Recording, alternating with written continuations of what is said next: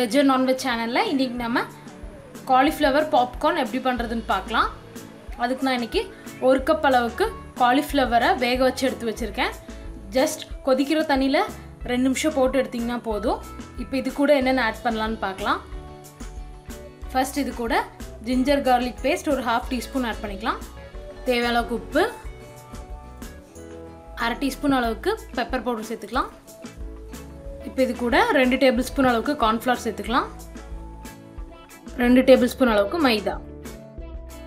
இப்போ இதில் நம்ம தண்ணி ஊற்றாமல் ட்ரையாக இதை எல்லாத்தையும் நல்லா மிக்ஸ் பண்ணி எடுத்துக்க போகிறோம்.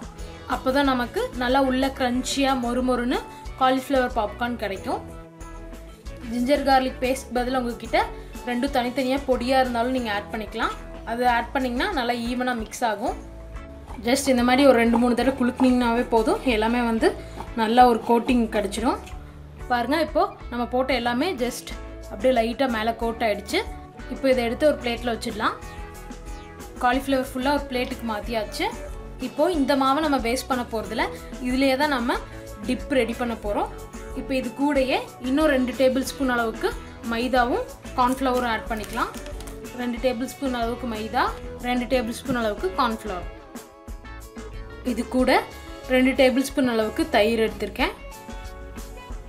1 டீஸ்பூன் அளவுக்கு சோயா சாஸ், தேவையான அளவுக்கு உப்பு. இப்போ இது கூட தேவையான அளவுக்கு தண்ணி ஊற்றி கட்டி இல்லாமல் நைஸாக கரைச்சிக்கலாம்.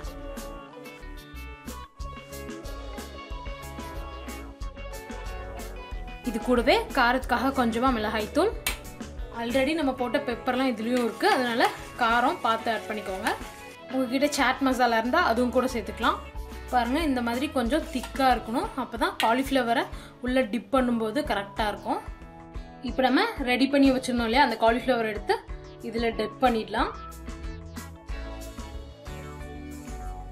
டிப் பண்ணிவிட்டு அடுத்து பிரெட் க்ரம்ஸில் கோட் பண்ணிக்கலாம்.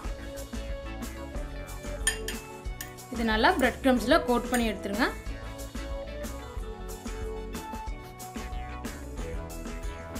இப்போ இதை எடுத்து செப்பரேட்டான பிளேட்டில் வச்சிடலாம்.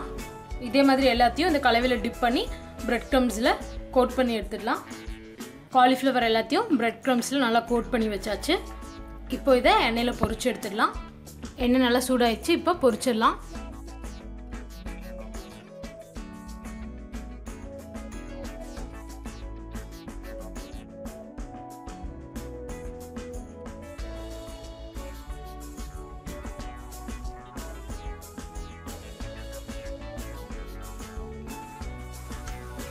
காலிஃப்ளவர் நல்லா வெந்துடுச்சு, இப்போ எடுத்துடலாம். பாருங்கள் எவ்வளோ கிறிஸ்பியாக காலிஃப்ளவர் பாப்கார்ன் ரெடியாக இருக்குன்னு. கிறிஸ்பியான காலிஃப்ளவர் பாப்கார்ன் தயார். இந்த ரெசிபியை உங்கள் வீட்டில் கண்டிப்பாக ட்ரை பண்ணி பார்த்துட்டு எப்படி இருந்ததுன்னு எனக்கு கமெண்ட்டில் போடுங்க. மறக்காமல் வெஜ் அண்ட் நான்வெஜ் சேனலை சப்ஸ்கிரைப் பண்ணுங்கள்.